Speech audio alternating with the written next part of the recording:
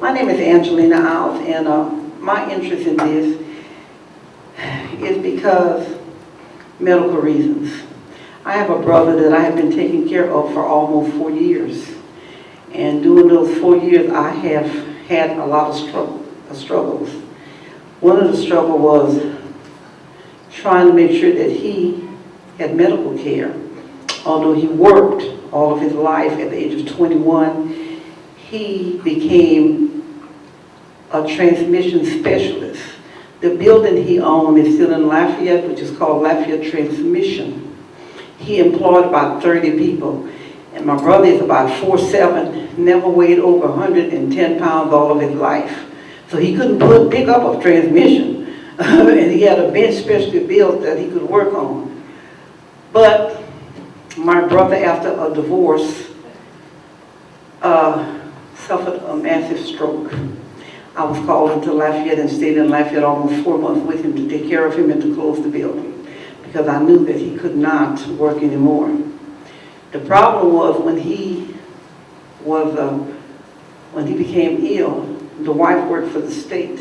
She took the insurance with her, so therefore it left him uninsured. After being uninsured, and he needed medical assistance, I had to find a way to assist him. And I have struggled and struggled to make sure that he got what he needed. I have almost become independent of the state of Louisiana. I have had utilities turned off for the first time in my life because I needed medicine for him. He's on 3 different seizure medication. I had no other choice. I've had water turned off from the great city of Pineville. And the reason I had it turned off is because I had to buy some valproic acid, which is very, very expensive for seizure. And I had to make the decision, and I knew I had no other choice but one or the other. So we hauled water by the gallons and washed him up because he's completely bedbound. He has diapers, and you have to, and it was a job trying to keep him clean using gallons and gallons of water. But I transported the water and brought it to the house and cleaned him and kept him clean until I was able to get the waters turned back on. Then I had to try to get him I took him to Huey P. We got some service there, but after a while, the services started disappearing, which meant I could not take him to Huey P. anymore because he had to go to Shreveport. Of course, he has no income, so how am I going to get him to Shreveport? He has to travel only by ambulance. After working through all of this and realizing and struggling trying to get Medicaid, I got Medicaid, and then some kind of way I got hooked up with Bayou Health. My God, what in the world is Bayou Health? I got trapped in that thing, and that was the biggest mess I've ever seen in my life. It paid for medicine, but it didn't pay for the doctor. Well, how in the world are you going to get, or should I say, how in the hell are you going to get the medicine if you can't get the doctor? So I'm going like, well, this is a mess. So I met Mike Sag, and Mike and I were going through it. Mike was saying, well, call this person, let's try this, let's try that. And we tried everything we possibly could to try to get him some Medicaid. Finally, I got Medicaid for a very short period of time, and after Medicaid for a very short period of time, I got a letter in the mail. They always send you a letter on a Friday, so you can't go raise hell with them. So I got it on a Friday, and I looked at the letter, and it says, you are no longer eligible for Medicaid. I'm going like, okay, very good. But it did say, on the very bottom, a small line that said, you can appeal. So I'm sitting going like, okay. I called Mike up, Mike, this is what I got. Mike said, well, appeal the damn thing. I said, okay. So I go in and I appeal. First appeal after 2 weeks, they tell me, well, you were rejected, you know. I mean, you will not get the Medicaid. We will give it to you for another 30 days, and I'm running. I'm going like, okay, I got 30 days. We still got it. We need medicine. We need this, that, and the other. I filed the appeal, and I go before a judge. I go before a judge, and the judge looks at me and said, are you represented by anybody? I said, no, I can't afford representation. I'm representing myself. So I get there and I tell him and I explain, and he said, well, look, I'm going to give you 2 weeks to go and find you an attorney. Well, of course, I have friends who are attorneys, and some of them sitting in here, but I wouldn't bother them. So what did I do? I represented myself again.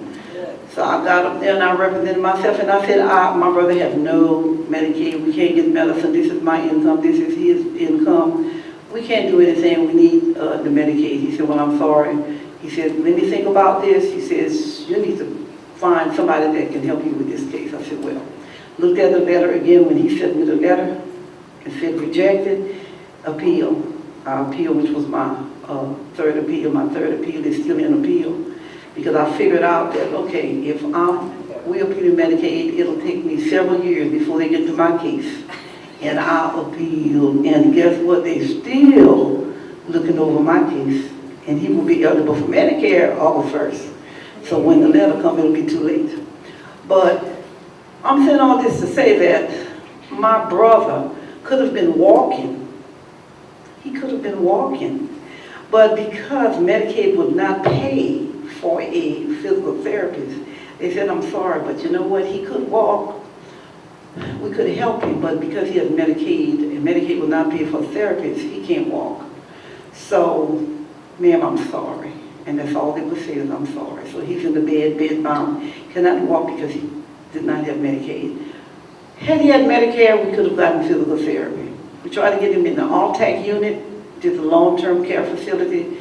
No, we can't get him there simply because you don't have Medicare, you don't have, and the Affordable Care Help would help us to get some of the things that we need and some of the things that he needed to try to help him to make sure that I not become independent of the state of Louisiana, and that he can get some of the help, and that we can actually transport him from bed to chair. Now we have to lift him like a baby, put him in the chair, and get him where he needs to be. I have been in the hospital with him, no, let me go back. January 28th, we had an ice storm. Ice storm came, and I decided, well, he was sick, so I took him to Cabrini Hospital. After being in Cabrini Hospital for several hours, first we were on the stretcher for 7.5 hours. We tied up an ambulance for 7.5 hours, standing alongside the wall with 4 other ambulances. And they said the storm coming. I decided that I was going to get back to Pineville. I got back to Pineville but couldn't get back to Alexandria because the bridge is shut down. And there I was. He cannot talk, he have a trach, he have a peg tube. He can't clean himself, he can't turn over, he can't do anything for himself. I'm in Pineville, he's in Alexandria. The bridge is closed, and I'm going like, okay. And all I could think about is Huey P Hospital.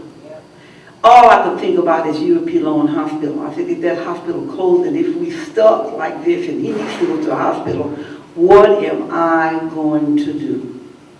You know, but they're telling me, and I've mentioned this several times, and I'm told, well, you can go to Rapides. Well, how am I supposed to go to Rapides, walk on water with him on my back? I mean, we can't do that. So it's important to me that that hospital reopen, because if, with me being my age, with Helen being her young age, if something happened to us in Pineville, we cannot cross that river because that bridge will close and you cannot get across that river. And if you have someone ill, you have no hospital. There is no hospital north of this river. We can't even get to Marksville, Robert. You know that? I can't even call on you because we still have to cross the bridge no matter where we go or what direction we go in. So we have no hospital here. We have a dialysis center here. We have several schools here. We have no hospital here. That is crazy. That is ludicrous. So I'm asking everybody today, let's stand up, let's decide, let's get together and decide what can we do to try to get this hospital reopened, because we need to have something. We need something other than a clinic, because the clinic will not serve the people, because some of the services are not there. So therefore we need a hospital that if we need a hospital, we can go to the hospital. We have ballparks here. We have many things here in Pineville, and Pineville is growing. And what are we going to do? I mean, I was stuck. But when I finally got to Alexandria on the 28th, I found that my brother had second-degree burns to the left arm. And Cabrini tells today cannot tell me why he got burned or how he got burned in the emergency room. I was in the hospital again in fact, we're in the hospital right now Thursday. Yeah, Thursday I was at the hospital. At 11:30, I called the ambulance, had to rush him to the hospital. Got him to the hospital Thursday at 11:30. I did not get a bed until 11:35 on Friday. We were sitting in the hospital, in the emergency room, with many people against the wall. I was there 12 hours with him on a stretcher, waiting to try to get a bed. It took us 4.5 hours once we got a bed to get a doctor. It took us that long. Everything is documented. Once we got into a bed and finally got a doctor, then there was nobody to help to clean him up. Of course, I got in trouble, which is not unusual. But, you know, because I started taking pictures. And of course, I called Mike, I'm taking pictures. And Mike raised his hand on the phone, yeah, I have a right to take pictures. And of course, the administration, some nurse or somebody called the administration and they come running to the room. What are you doing? Why are you taking pictures? You shouldn't be taking pictures. So once we took the pictures, then I decided that I'm going to use them eventually somehow. But this is some of the things that's happening at the hospitals right now, and it's not only me, it's with other people as well. So we need to fight and we need to try to do whatever we possibly can to keep that hospital open. Thank you.